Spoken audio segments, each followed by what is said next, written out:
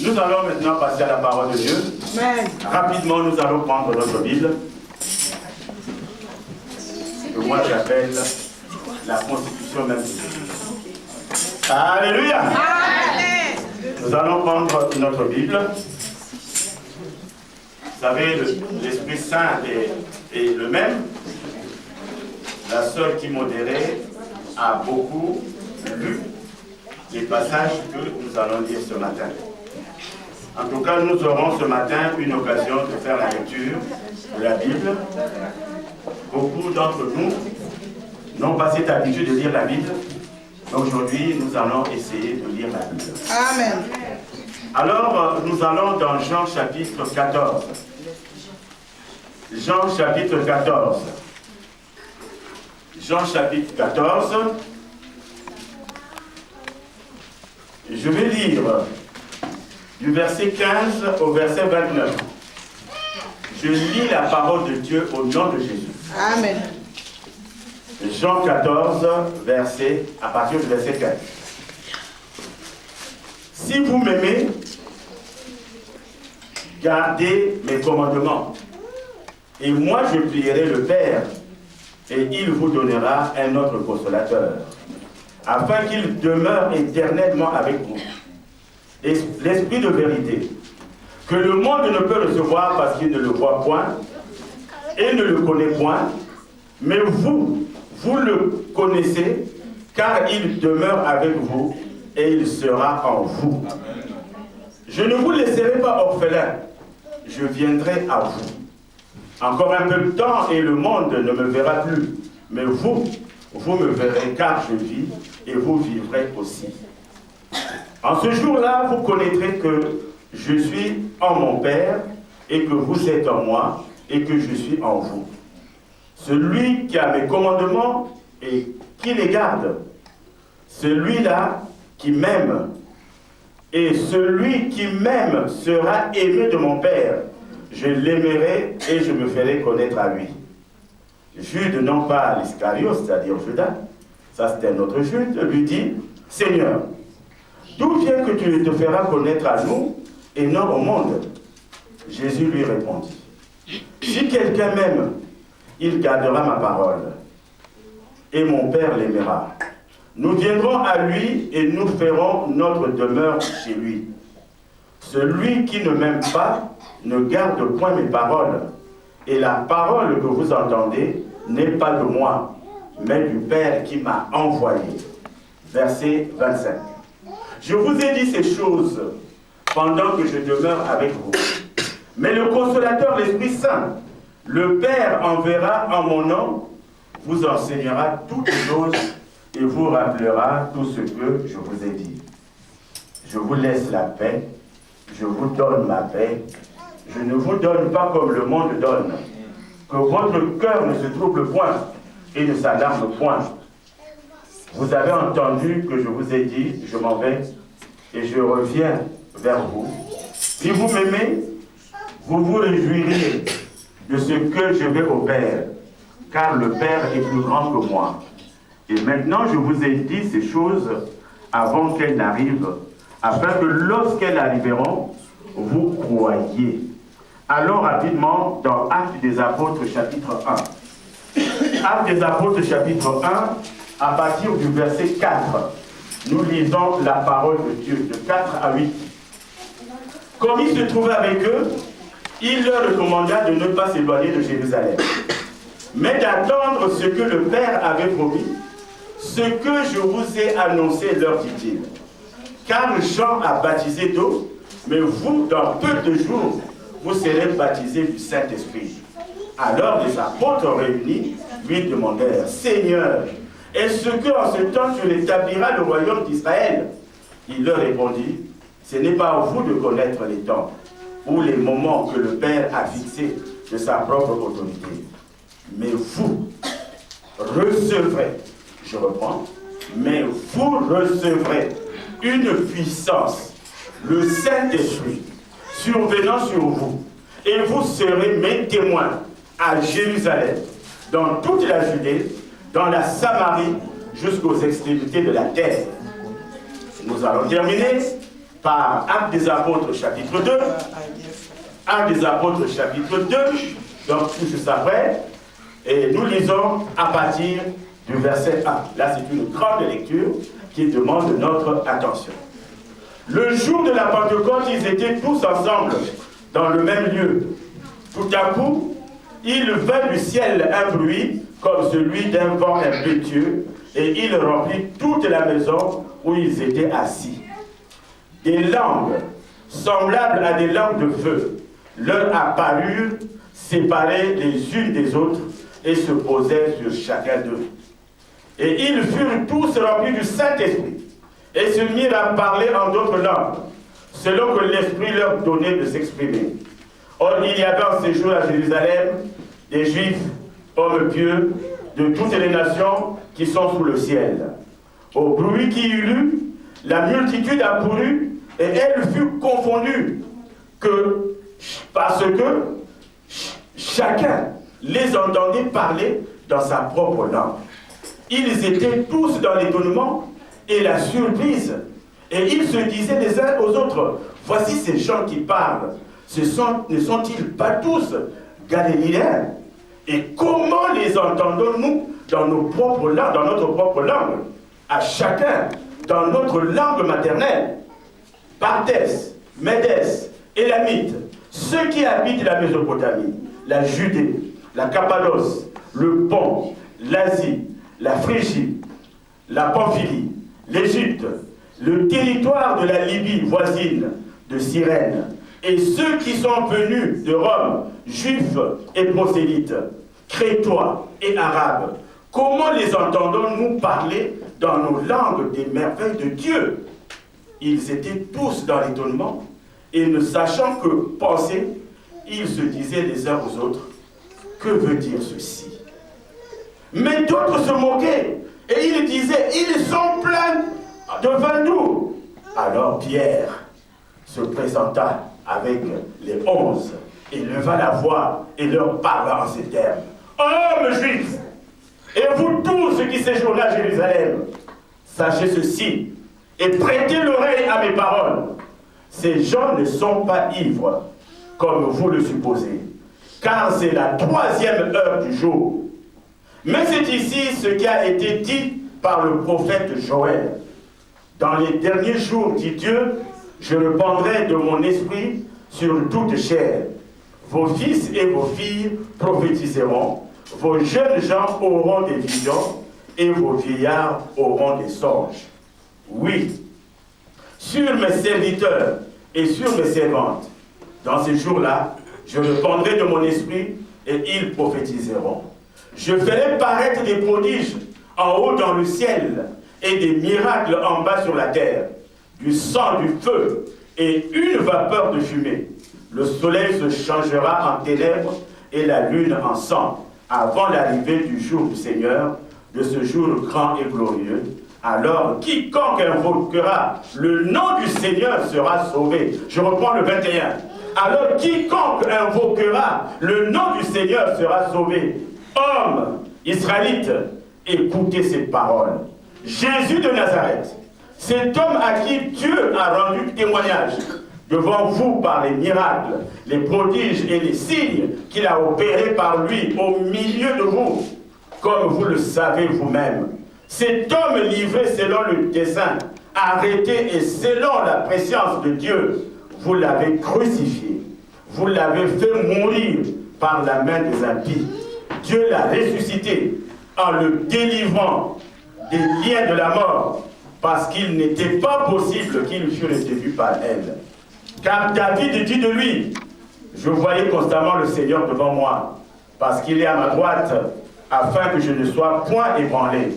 Aussi mon cœur est dans la joie, et ma langue dans l'allégresse, et même ma chair reposera avec espérance, car tu n'abandonneras pas mon âme dans le séjour des morts. Tu ne permettras pas que ton sein voie la corruption.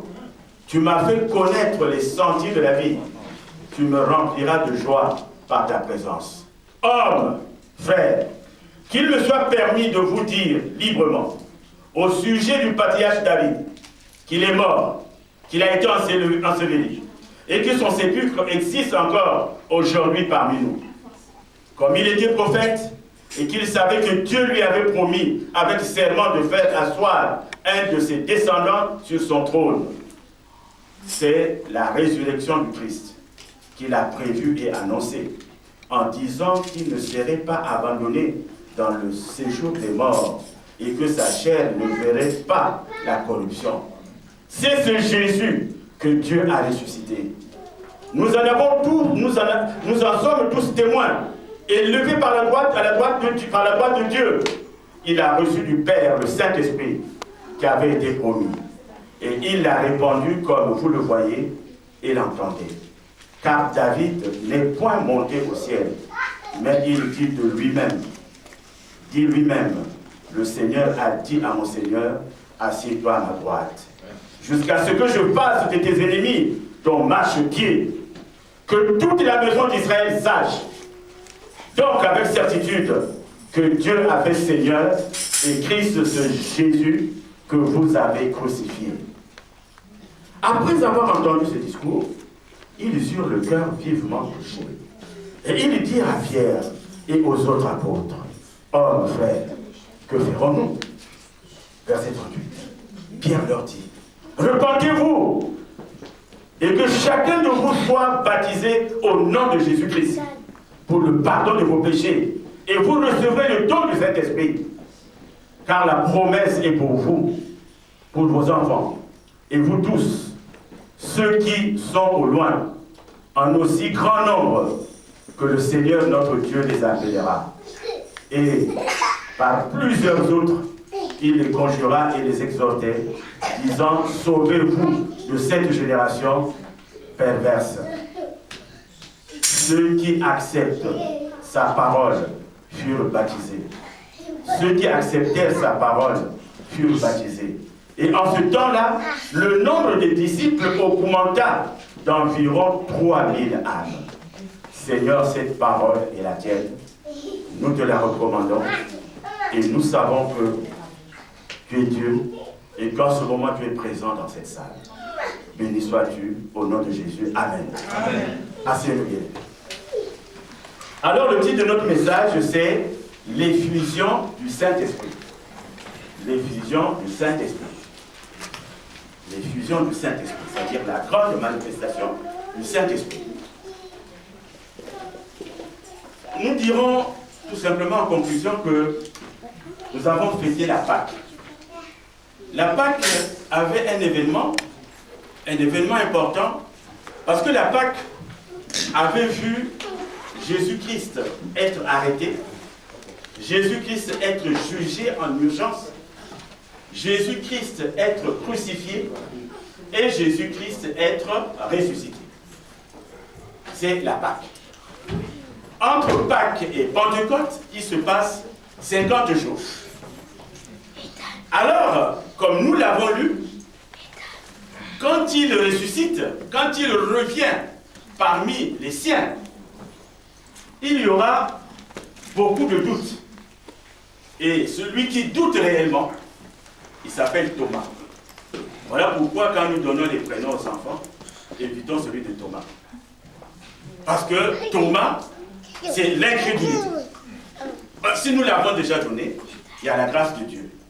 Mais maintenant que, parce que je voulais de vous dire que parmi nous, il y a quelqu'un qui a changé de nez, quelqu'un a eu un nouveau, il a changé de nez. Je ne sais pas si vous ne l'avez pas remarqué quand il est arrivé, c'est le pasteur Badibanga. Regardez bien son nez, il a changé de nez. Le pasteur Badibanga. Vous ne vous êtes pas rendu compte? Non? Mais parce que les gens te regardent, ils se rendent compte que tu as changé de nez. Alléluia! Le pasteur Badibanga a eu un nouveau nez. Alléluia! C'est une petite fille qui s'appelle Ruth. Alléluia! Alléluia! Alléluia! Donc, bien aimé, il y avait des gens qui doutaient. Et parmi eux, il y a Thomas. Et Thomas a dit, mais attends, on dit que tu... Non, il n'est pas ressuscité. Tant que je ne verrai pas les traces sur ses mains, je ne peux pas voir. Parce que lorsque Jésus apparaît, Thomas n'est pas là. Et la fois prochaine, quand il revient et qu'il trouve Jésus, il dit, mais mon Seigneur. Jésus dit, mais attends, Thomas, maintenant tu m'appelles mon Seigneur parce que tu m'as vu. Parce que tu m'as vu, Thomas, que tu appelles mon Seigneur. Heureux ceux qui ont cru sans voir. C'est toi, c'est moi. Amen. Alléluia. Amen. Nous avons cru sans voir. Et il dit heureux à ceux-là. Alors donc, la Pentecôte marque quoi?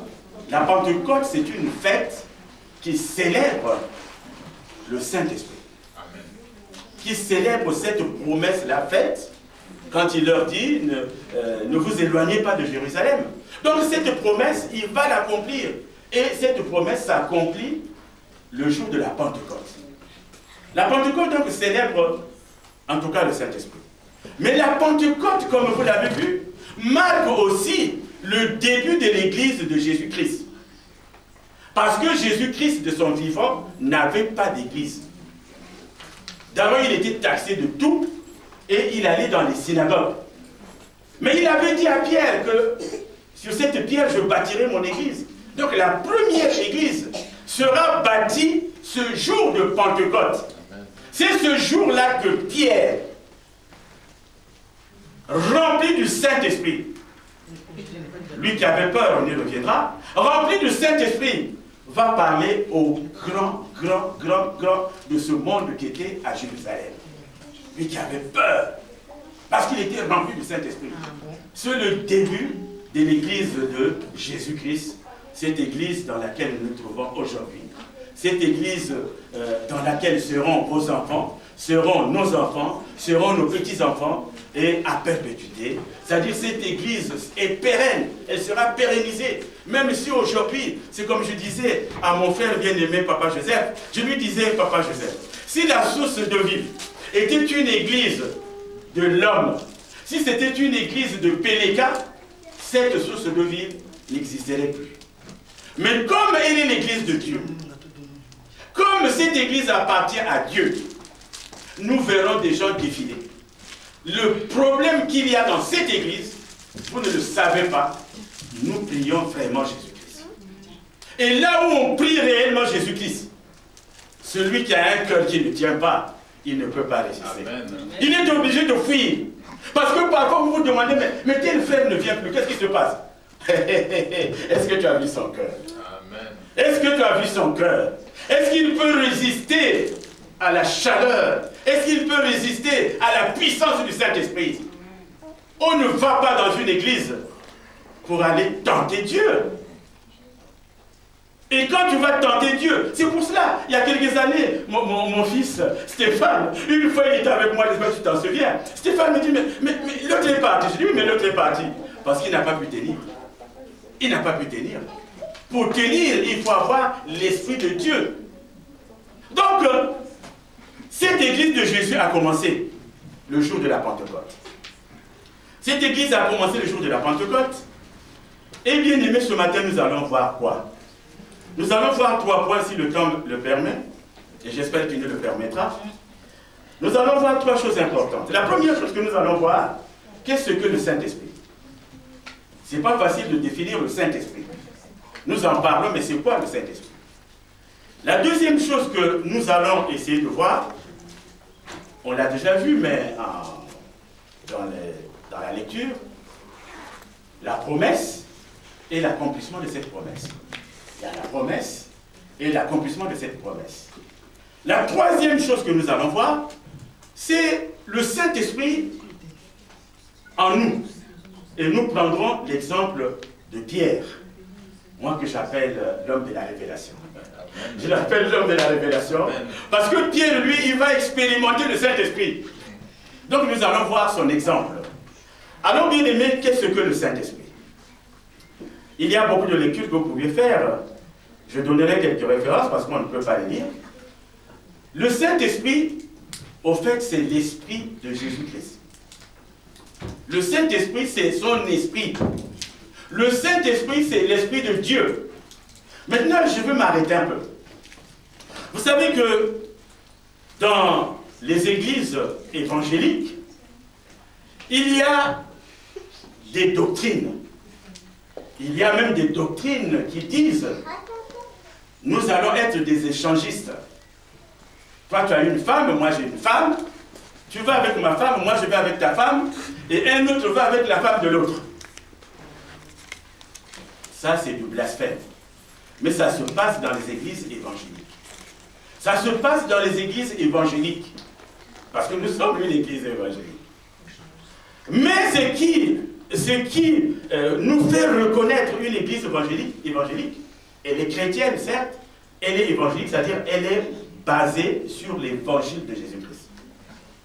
C'est la force que cette église donne aux Écritures. Elle ne peut pas avancer sans les Écritures. Donc, ça choque. Il y a quelqu'un, quand je l'avais dit une fois, il a dit, mais je ne peux pas comprendre que tu me dises que le Saint-Esprit, c'est l'Esprit de Dieu. Que le Saint-Esprit, c'est l'Esprit de Jésus-Christ. Pourquoi je confonds deux choses, Jésus-Christ et Dieu? Alors, pour essayer de comprendre ça dès le départ, nous allons dans Jean chapitre 14. Jean chapitre 14, il y avait des gens comme vous et moi qui avaient les mêmes difficultés. Mais c'était des apôtres. Ils vivaient avec Jésus. Nous prenons le chapitre 14, nous avons dit, et nous lisons à partir du verset 4. C'est Jésus qui s'adresse aux disciples. Il leur dit, vous savez où je vais, et vous en savez le chemin. Vous savez où je vais, et vous en savez le chemin. Alors Thomas lui dit, Seigneur, nous ne savons où tu vas. Comment pouvons-nous en savoir le chemin? Nous ne savons pas où tu vas. Comment pouvons-nous en savoir le chemin? Alors Jésus, verset 6, il dit, je suis le chemin, la vérité et la vie. Nul ne vient au Père que par moi. Et il continue. Si vous me connaissez, si vous me connaissiez, vous connaîtriez aussi mon Père. Et dès maintenant, vous le connaissez et vous l'avez vu. Je ne sais pas si vous saisissez cela. Il n'y a que Jésus avec ses apôtres. Mais il dit aux apôtres, comme vous m'avez vu, vous avez vu le Père. Église, amen. Amen. Et il avait un langage trop blanc, Jésus. Pourquoi? Il a un langage trop blanc.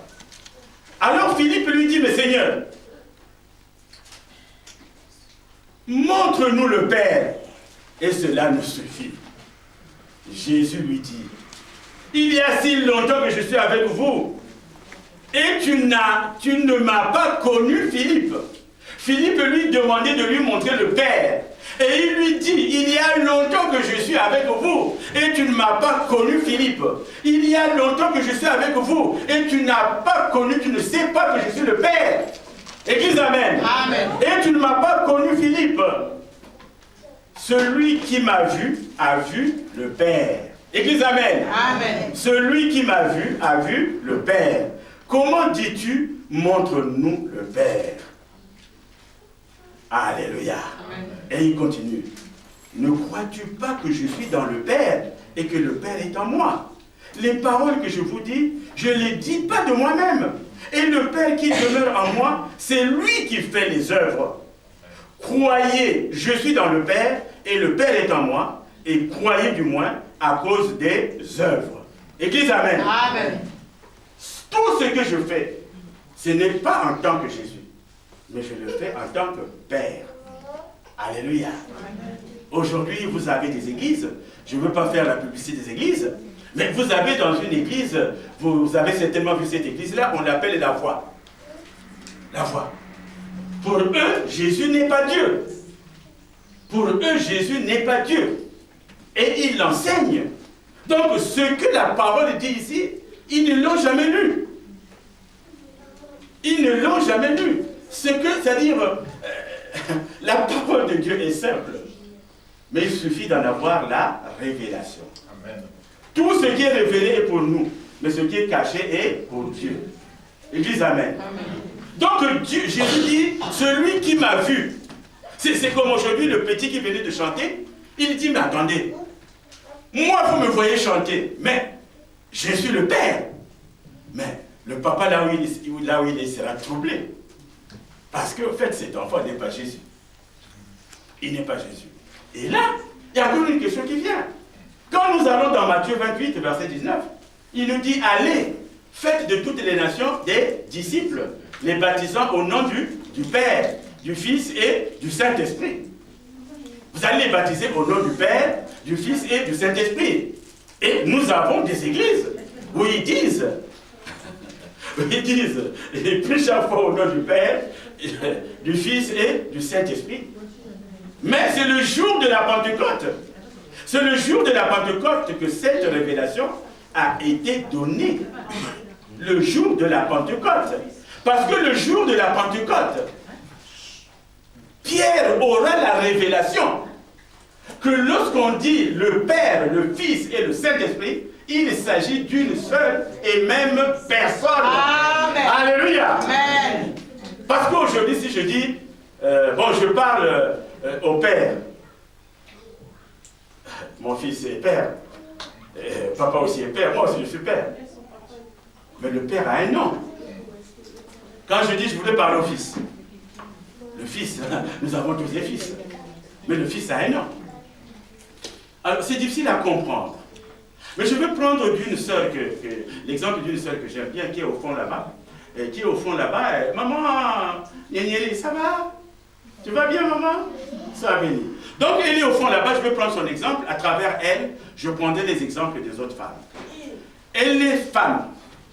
Et les femmes, son père, pour son père ne l'a si, je sais que, je crois que, je ne sais pas s'il est déjà parti, paix à son âme s'il est parti.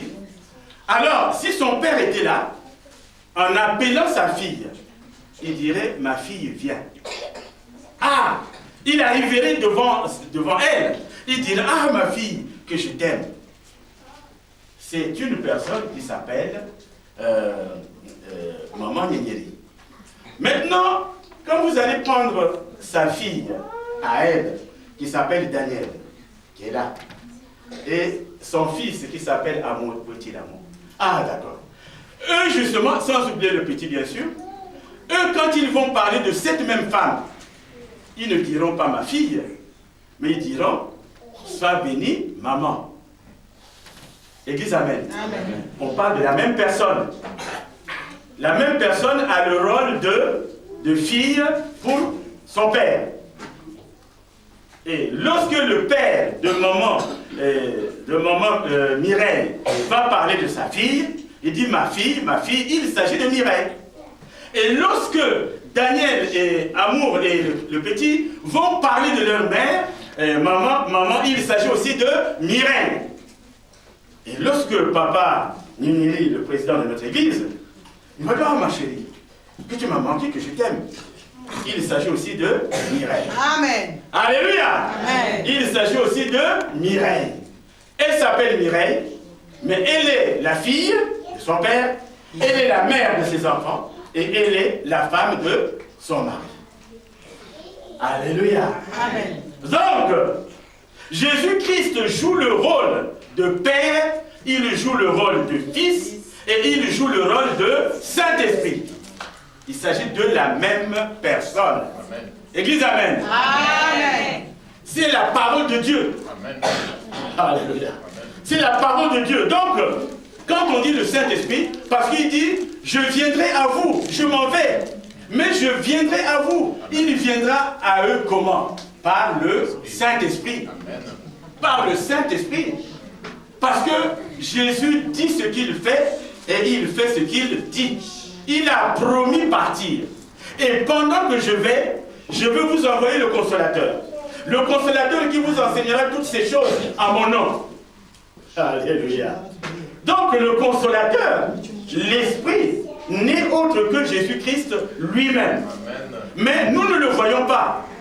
Nous allons le voir, nous allons le toucher quand il reviendra en chair et en os.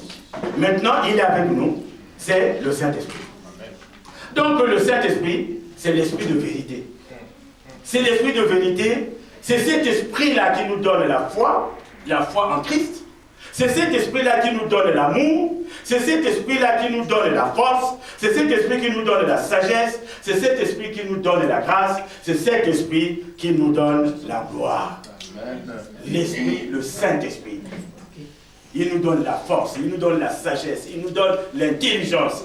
Tout ce que nous le recevons par le Saint-Esprit. Quand nous disons que Jésus-Christ est notre avocat, il est notre avocat par le Saint-Esprit. Il agit par le Saint-Esprit. Il y a quelqu'un qui disait, mais voilà, vous parlez du Saint-Esprit. Moi, je veux le toucher. Tu ne peux pas le toucher parce que le Saint-Esprit, nous l'avons par la foi. Amen. Alléluia. Parce que ce matin, regardez, ce matin, il y a des gens qui sont déjà ivres. Ils se sont déjà empiffrés d'alcool. Mais si nous avons quitté nos maisons pour venir ici, parce que nous croyons que Jésus-Christ existe, parce que nous croyons que Dieu existe, c'est pour cela que nous sommes là. Mais on n'a jamais touché Dieu. Demandez aux pasteurs qui sont là, je ne sais pas, Papa Picard, si tu as déjà touché le Saint-Esprit. Papa Badiba, mais si tu as déjà touché le Saint-Esprit. Le Saint-Esprit, c'est par la foi. Quand vous avez la foi, vous réalisez que le Saint-Esprit est là. Il est là. Alors le Saint-Esprit, en quelques mots, je dirais que c'est cela. Sans rentrer dans beaucoup de détails.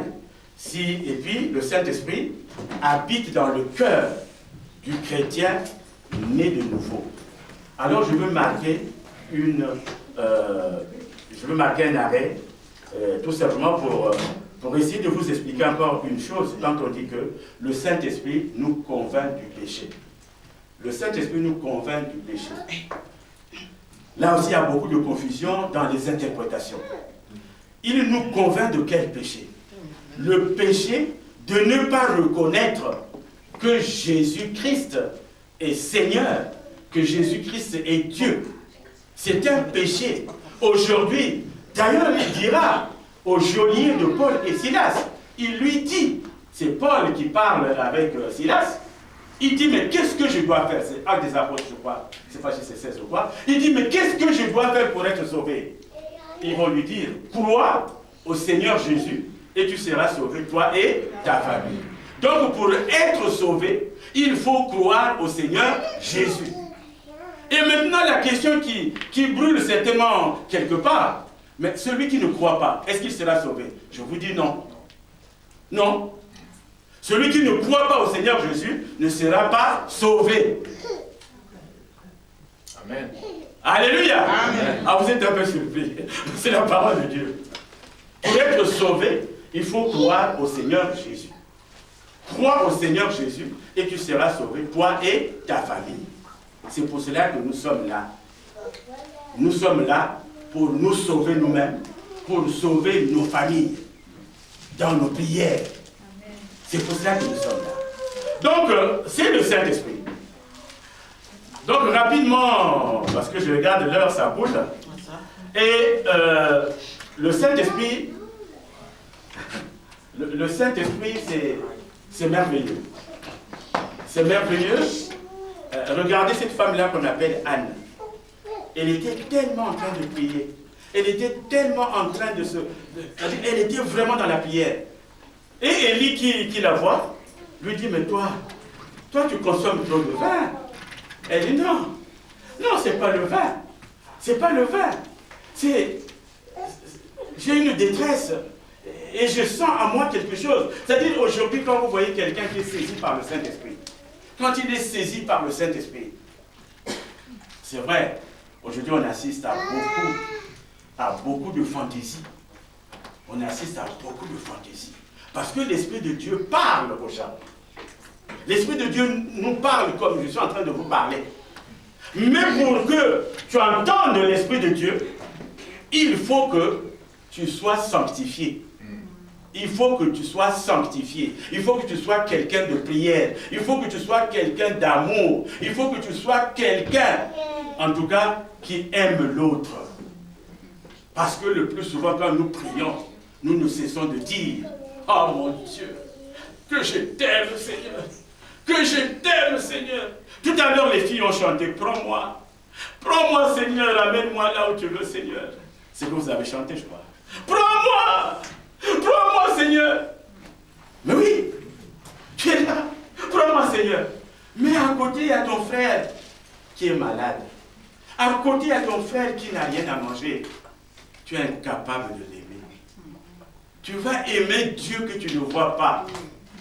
Mais tu es incapable d'aimer la personne qui est à côté de toi. Or que quand il a créé l'homme, il a dit, créons l'homme à notre image et à notre ressemblance. En chacun de nous, il y a Dieu. Chacun de nous est une créature de Dieu. Mais toi, moi je vois des gens qui tombent par terre. Oh Jésus, prends-moi Seigneur. Ah, je t'aime. Ah, je t'aime. Mais quand vous voyez sa vie, autour de lui, il n'y a que de haine. Autour de lui, il n'y a que des colères. Autour de lui, il est même incapable. Elle est même incapable d'aimer son mari. Le mari est même incapable d'aimer sa femme, d'aimer ses enfants. Et puis, Seigneur, pardonne-moi. Mais tu es un fantaisiste. Dieu qui voit notre cœur te connaît. Amen. Dieu te connaît. Et cela sera porté dans ton livre de souvenirs. Donc, il fait une promesse. Dieu nous fait une promesse. Nous avons lu la promesse dans Actes des Apôtres. Il a dit, ne vous éloignez pas. Actes des Apôtres.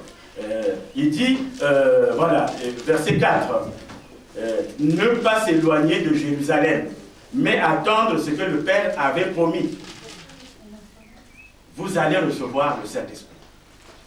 Et le Saint-Esprit, on ne le reçoit que si et seulement si, parce qu'ils étaient quand vous lisez à partir du chapitre 2, le jour de la Pentecôte, ils étaient tous ensemble dans le même lieu.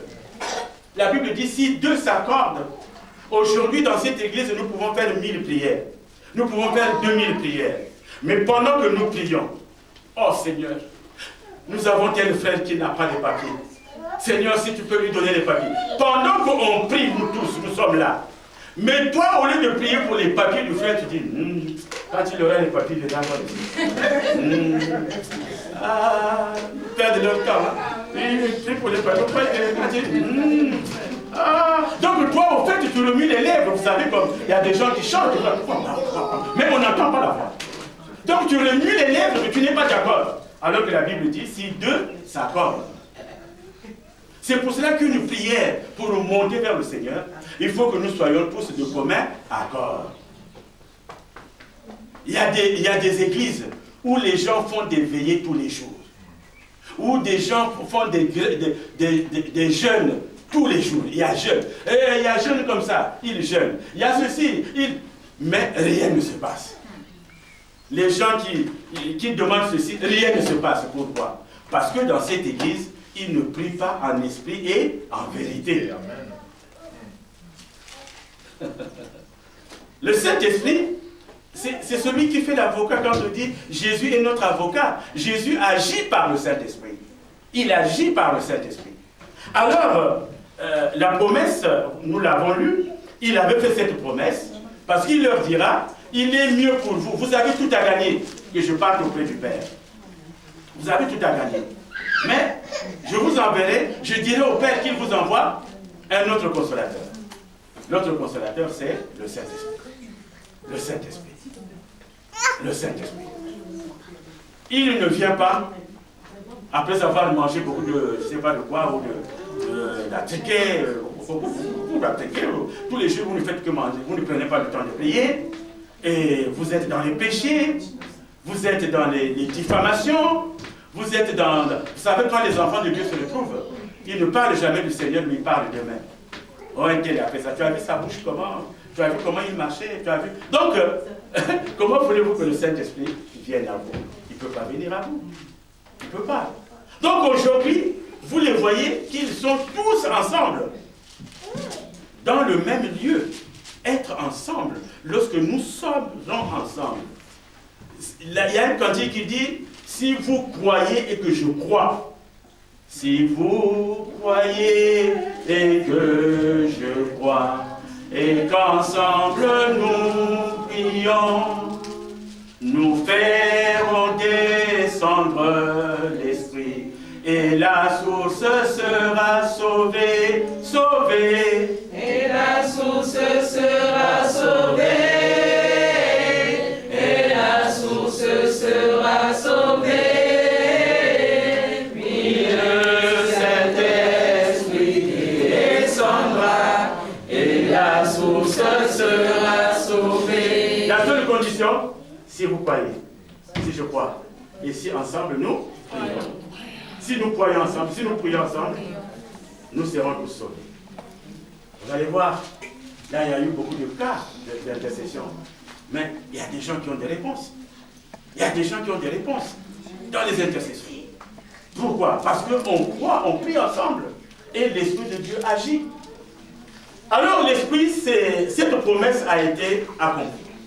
Cette promesse a été accomplie, nous l'avons lu, parce que Dieu dit ce qu'il fait et qu'il fait ce qu'il dit. Maintenant, le dernier point, je vais aller vite. Le dernier point, c'est Pierre. La place du Saint-Esprit dans la vie de quelqu'un. Pierre, quand il n'a pas le Saint-Esprit, Pierre, quand il n'avait pas le Saint-Esprit, il parlait très vite. Il parlait très vite et il parlait trop vite. Vous vous souviendrez de la promesse qu'il fera. Il a promis de suivre Jésus partout et il donnerait même sa vie pour Jésus. Jean chapitre 13, versets 36 à 38. Il promet de suivre Jésus partout et il donnerait sa vie pour Jésus. Jésus lui dit, mais toi, le coq n'aura pas chanté que tu m'auras déjà renié 3 fois. Il promet, mais il est incapable de réaliser. Pourquoi? Parce qu'il n'a pas encore le Saint-Esprit. Il n'a pas encore le Saint-Esprit. Le Saint-Esprit n'est pas en lui. Alors c'est l'homme qui parle. Et c'est le même Pierre. Dans Matthieu 14, versets 24 à 31. Ils sont dans la barque et ils voient venir Jésus vers eux. Jésus qui marche sur l'eau. Il regarde, il dit, mais Seigneur, si c'est toi, ordonne que je vienne vers toi. Jésus lui tend les mains. Il lui tend la main, viens. Alors, Pierre sort de la barque. Il sort de la barque. Il est déjà content. Il sort de la barque. Il est content. Il sort. Il est content. Mais il y a un petit vent qui vient. Le petit vent, c'est ce qu'on appelle les doutes. Aujourd'hui, nous chrétiens, quand nous prions, nous avons souvent des doutes.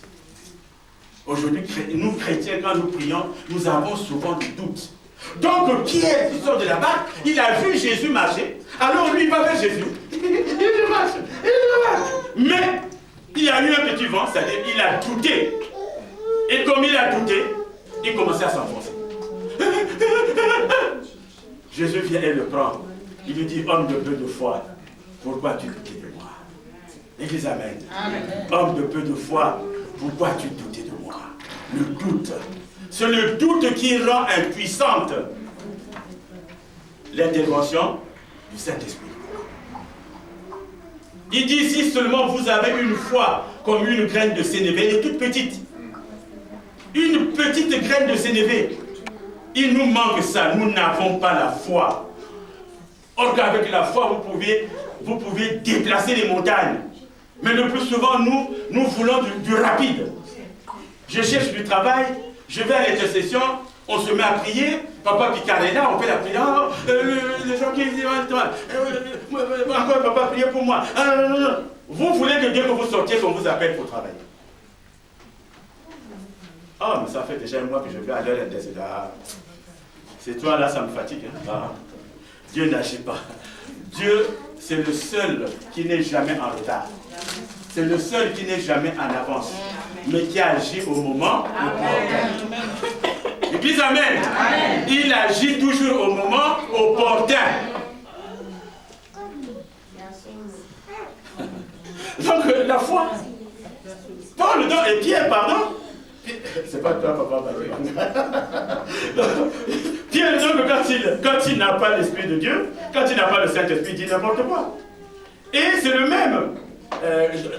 Quand vous allez dans Luc chapitre 9, le verset 23, la transfiguration, il dit, nous allons rester ici, nous allons bâtir trois tentes, une tente pour Moïse, une autre pour Élie, et bien sûr une autre pour... Il n'avait rien compris. Il n'avait rien compris. Il ne savait pas que les choses étaient spirituelles. C'est encore lui qui va arracher l'oreille de Malchus. Jean chapitre 18, verset 10 à 11. Donc on vient arrêter Jésus.